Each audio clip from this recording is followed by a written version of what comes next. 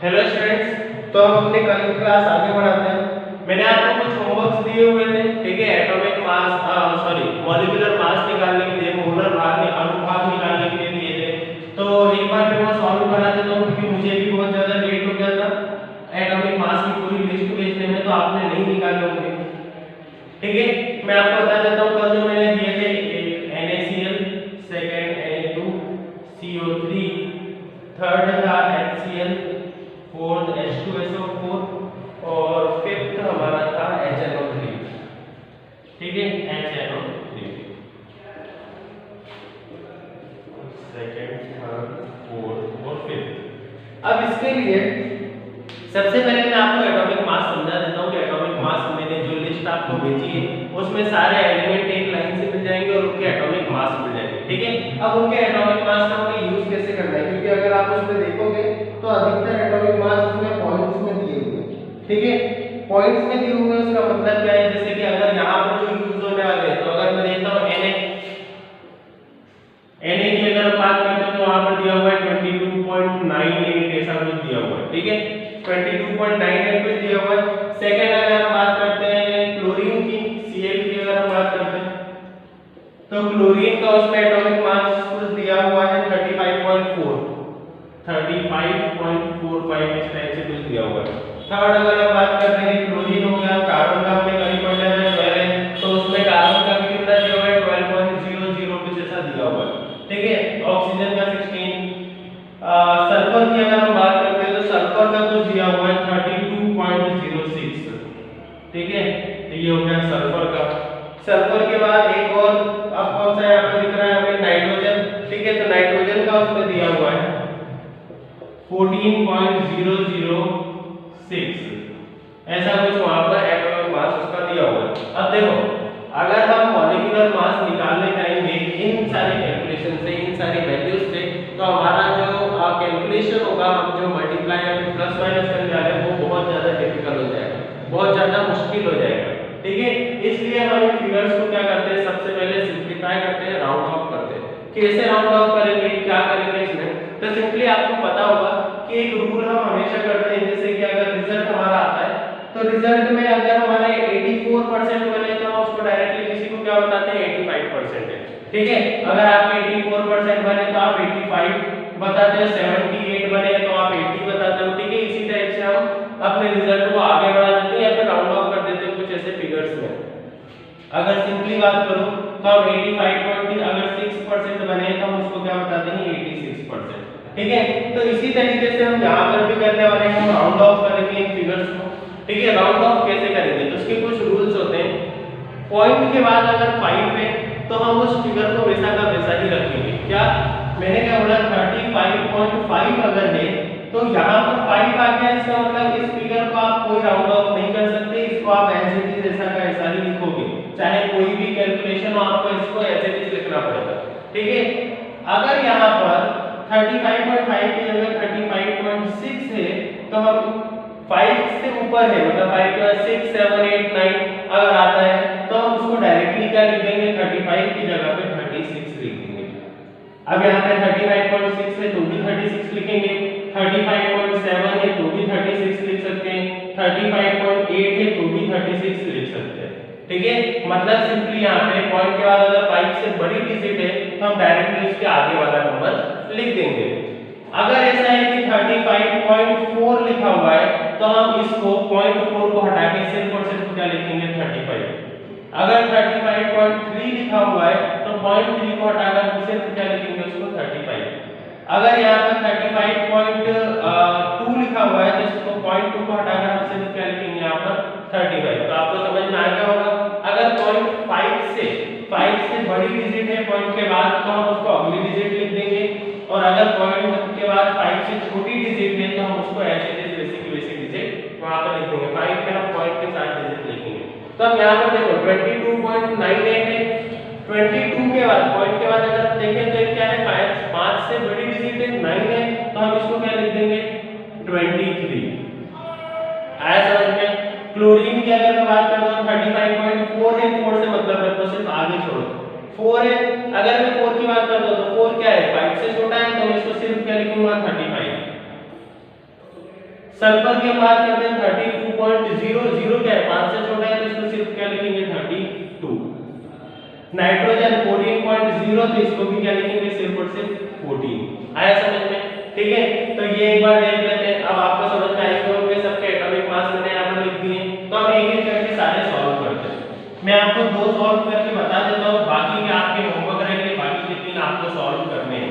ठीक है, सबसे पहले NaCl को सॉल्व करते हैं। NaCl की बात करते हैं तो Na का क्या है एटॉमिक नंबर में एटॉमिक मास देखता हूँ यहाँ पर 23 है, तो मैं लिखता हूँ यहाँ पर 23।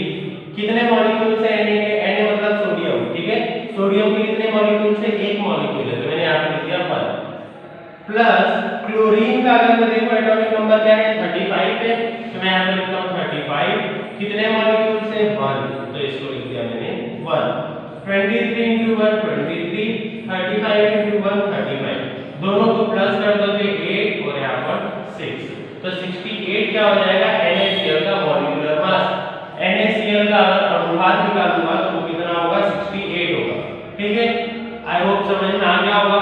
सेकंड पर चलते हैं। सेकंड क्या था हमारा Na2CO3, तो Na2CO3 ये तो थोड़ा टफ वाला है इसलिए ये भी मैं बता देता हूँ, और उसके बाद के आपको ही करने हैं सारे। अगर मैं Na की बात करता हूँ तो Na का क्या है एटॉमिक मास 23, तो 23 कितने मॉलिक्यूल्स है? 2 मॉलिक्यूल्स है, तो इनटू 2। आया समझ में? Na का नाम यहाँ पर खत्म हो गया तो प्लस लगा दिया हमने। कार्बन की हमने बात करता हूँ तो कार्बन मैंने कल आपको लिखवाया था, कार्बन का एटॉमिक मास क्या होता है 12। ठीक है, 12 होता है, तो कार्बन का मैं यहाँ पे लिख देता हूँ 12। कार्बन के कितने मॉलिक्यूल्स हैं? तो कार्बन का एक ही मॉलिक्यूल है क्योंकि सिर्फ यहाँ पे कार्बन लिखा हुआ है, तो इनटू 1 प्लस ऑक्सीजन का क्या होता है 16, कल मैंने आपको बता ही दिया था ऑक्सीजन का 16 होता है, तो ऑक्सीजन का मैंने लिख दिया 16। कितने मॉलिक्यूल्स है? 3 मॉलिक्यूल्स है, तो मैंने यहाँ पर 3 लिख दिया। आया समझ में? 23 into 2 करते हैं तो 3 2 जा 6, 2 2 जा 4 प्लस 12 into 1 करेंगे तो 12 प्लस 16 3 जा, अगर हम 16 3 जा निकालेंगे 6 3 जा 24, 3 1 जा 54। ठीक है, तो ये क्या हो जाएगा हमारा 2 मिनट 54 नहीं 6 3 जा 18 58। ठीक है, तो ये क्या हो गया हमारा इन तीनों का हमने मल्टीप्लाई कर दिया, प्लस अगर करते हैं तो यहाँ पर क्या आ जाएगा 58 प्लस 58, तो ये क्या हो जाएगा 116। ठीक है, कैलकुलेशन में अगर कोई मिस्टेक हो तो आप लोग एक बार चेक कर लेना। बाकी इसी प्रोसेस से क्या होगा हमारा एटॉमिक मॉलिक्यूलर मास किसी भी एलिमेंट का किसी भी कंपाउंड का निकाला जाता है। ठीक है, तो ये आगे के जो 3 मैंने लिखवाए थे कल मैंने आपको दिए थे वो 3 होमवर्क है। ठीक है, तो वो 3 आपको करके सेंड करना है। अब हम आगे बढ़ते हैं एटॉमिक मास से एटॉमिक मास की अगर बात कर रहे हैं, अब हम आगे बढ़ते हैं कंपाउंड फॉर्मेशन की तरफ। ठीक है, कि कंपाउंड किस तरीके से बनाए जाते हैं। कंपाउंड बनाने के लिए सबसे पहली चीज जो हमें पता होनी चाहिए वो होती है वैलेंसी। ठीक है, वैलेंसी हमें हर एक एलिमेंट की पता होनी चाहिए। मैं आपको पहले स्टार्टिंग के 10 एलिमेंट लिख के बता देता हूँ। पहला होता है hydrogen, helium, lithium, beryllium, boron, carbon, nitrogen, oxygen, fluorine, neon. ठीक है, 2 3 4 5 6 7 8 9 10। ठीक है, अब यहाँ पर देखो ये जो सीरीज लिखी हुई है 1 2 3 4 5 6 7 8 9 10, ये जो सीरीज है ये इनके एटॉमिक नंबर है। ठीक है, मतलब नंबर ऑफ इलेक्ट्रॉन्स भी इसमें कितने हैं, कितने इनके एटॉमिक नंबर यहाँ पर दिए हुए हैं। कार्बन की अगर मैं बात करता हूँ तो कार्बन में नंबर ऑफ इलेक्ट्रॉन्स कितने हैं 6 हैं। देखते हैं इसको बनाते हैं किस तरीके से। सबसे पहले अगर मैं किसी का इलेक्ट्रॉनिक कॉन्फ़िगरेशन बनाता हूँ तो बीच में क्या होता है न्यूक्लियस। ठीक है, तो बीच में हमारा क्या होगा न्यूक्लियस हो गया। यहाँ पर नंबर ऑफ न्यूट्रॉन और प्रोटॉन यहीं पर रहते हैं। ठीक है, अब आते हैं हम पहली शेल। पहली शेल जिसको बोला जाता है के शेल, इसमें नंबर ऑफ इलेक्ट्रॉन्स की अगर मैं बात करूं तो 2 होते हैं। ठीक है, इस शेल में 2 ही इलेक्ट्रॉन्स रह सकते हैं, तो मैंने यहाँ पर 1 इलेक्ट्रॉन रख दिया, यहाँ पर 1 इलेक्ट्रॉन रख दिया। ये कितने हो गए 2 इलेक्ट्रॉन। ठीक है, आप कहीं पर भी रख सकते हो इस पूरे सर्कल अगली जो शेल होती है हमारी, इसमें नंबर ऑफ इलेक्ट्रॉन्स होते हैं 8। ठीक है, नंबर ऑफ इलेक्ट्रॉन्स कितने होते हैं? 8। ये मैं कार्बन के लिए बना रहा हूँ, ये याद रखना। कार्बन के लिए मैं बना रहा हूँ। नंबर ऑफ इलेक्ट्रॉन्स इसमें टोटल कितने हैं? 6 इलेक्ट्रॉन्स हैं। 2 तो मैंने यहाँ पर रख दिए, अब बचे कितने? 4। तो मैं यहाँ पर रखता हूँ 1 2 3 और 4। आया समझ में? तो यहाँ पर 1 2 3 4 5 6 इलेक्ट्रॉन्स कंप्लीट हो गए। बाहर वाली शेल में होने चाहिए थे 8 इलेक्ट्रॉन्स, लेकिन हैं कितने? अभी 4 इलेक्ट्रॉन्स। अब इसके बाद 4 इलेक्ट्रॉन्स और कहां से आए? इसके पास तो है ही नहीं। तो इसलिए ये क्या करेगा? 4 इलेक्ट्रॉन्स या तो अपने दो ऑप्शन है इसके पास, या तो ये क्या करेंगे 4 इलेक्ट्रॉन्स किसी को दे दे, या फिर 4 इलेक्ट्रॉन्स किसी से ले ले। अगर ये 4 इलेक्ट्रॉन्स किसी को दे देता है तो ये वाली शेल हमारी हट जाएगी और अंदर वाली जो शेल है उसी को बोला जाएगा सबसे बाहरी शेल, और वो कंप्लीट रहेगी। ठीक है, एक चीज याद रखना, हमेशा जो आउटर मोस्ट सबसे बाहर वाली शेल जो होती है वो हमारी कंप्लीट होनी चाहिए। इसमें 8 इलेक्ट्रॉन्स होने चाहिए तो 8 इलेक्ट्रॉन्स होने ही चाहिए। इसमें 2 होने चाहिए तो 2 कंप्लीट होने ही चाहिए। तो इसलिए क्या होता है, हमेशा आउटर मोस्ट शेल को हमें कंप्लीट रखना होता है।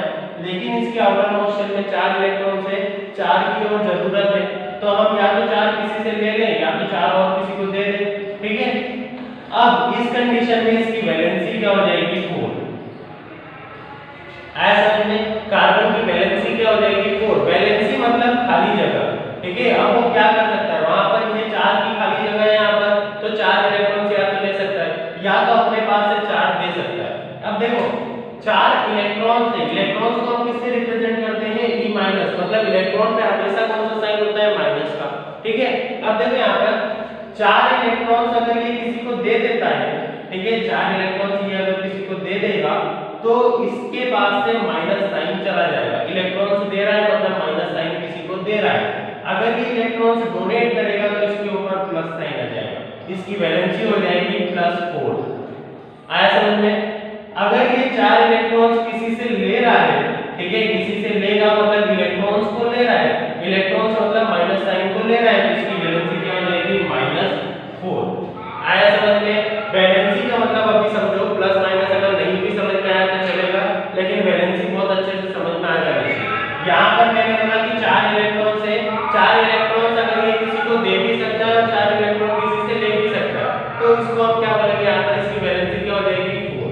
ठीक है, कोई अदर एग्जांपल लेते हैं, मैं ऑक्सीजन का एग्जांपल लेता हूँ और अच्छे से आपको समझ में आ जाएगा। अब यहाँ पर ऑक्सीजन की अगर हम बात करते हैं तो ऑक्सीजन में नंबर ऑफ इलेक्ट्रॉन्स कितने हैं? 8। ऑक्सीजन नंबर ऑफ इलेक्ट्रॉन्स है 8। मैं यहाँ पे बनाता हूँ सबसे पहले न्यूक्लियस। ठीक है, इसके आसपास जो शेल है उसमें कितने इलेक्ट्रॉन्स होने चाहिए? 2 इलेक्ट्रॉन्स, तो 2 हमने कर दिए। 2 मैंने दे दिया 8 में से, तो बचे कितने? 6। अगली वाली जो शेल है इसमें 8 इलेक्ट्रॉन होने चाहिए, लेकिन मेरे पास अभी कितने हैं? 6 हैं, तो मैं यहाँ पर 6 रखता हूँ। 4 5 और यहाँ पर 6 इलेक्ट्रॉन्स हो गए। 6 और 2 8 यहाँ पर कंप्लीट। लेकिन बाहर वाली जो शेल है उसमें 8 इलेक्ट्रॉन्स होने चाहिए थे, लेकिन ये कितने यहाँ पर? सिर्फ 6 हैं। 2 इलेक्ट्रॉन्स की कमी है। अब इसके पास भी दो ऑप्शंस हैं। दो ऑप्शंस कौन से? या तो 2 इलेक्ट्रॉन्स किसी से ले ले और अपनी शेल कंप्लीट कर ले, या फिर क्या करेंगे 6 इलेक्ट्रॉन्स भी किसी को दे दे और बाहरी शेल उसकी हो जाएगी और कंप्लीट हो जाएगी। 6 इलेक्ट्रॉन्स अगर ये किसी को देता है तो इसमें एनर्जी बहुत ज्यादा लगेगी, एनर्जी का यूटिलाइज बहुत ज्यादा होगा। ठीक है, जबकि अगर 2 किसी से लेता है तो 6 के कंपैरिजन में एनर्जी कम लगेगी। ठीक है, तो इसलिए ज्यादा बेटर इसके लिए क्या होगा कि 2 इलेक्ट्रॉन किसी से ले ले, इसलिए इसकी वैलेंसी क्या हो जाएगी? 2। और इलेक्ट्रॉन्स ले रहा है, ये माइनस साइन ले रहा है, इसलिए इसकी वैलेंसी हो जाएगी -2। ठीक है, अभी आपके सिलेबस में ये माइनस माइनस हटाओ, अभी इसकी कोई भी जरूरत नहीं है। इसकी वैलेंसी अभी केवल इतनी याद रखो 2। ठीक है, 2 मतलब 2 इलेक्ट्रॉन्स की जगह यहाँ खाली है इसकी शेल में, इसलिए इसकी वैलेंसी क्या होगी? 2। अब वैलेंसी ये याद रखना कि मैंने आज वैलेंसी का मतलब क्या बताया था। अगर आपको प्रैक्टिस करनी है तो बाकी के जितने भी इलेक्ट्रॉन्स हैं इनमें आप अच्छे से प्रैक्टिस कर सकते हो, किसकी क्या वैलेंसी, ये सारी चीजें आप देख सकते हो। ठीक है, अब इसके बाद के जो टॉपिक्स है, कंपाउंड किस तरीके से बनते हैं वैलेंसी के बेसिस पर, ये हम कल पढ़ेंगे। ठीक है, तब तक आप 1 से लेकर 10 तक जो एलिमेंट्स मैंने यहाँ पर लिखवाए हैं इनकी वैलेंसी निकाल कर रखना, सबकी वैलेंसी देखना किसमें कितनी वैलेंसी आती है। अगर किसी को कोई डाउट आता है इसमें तो आप वो भी मुझसे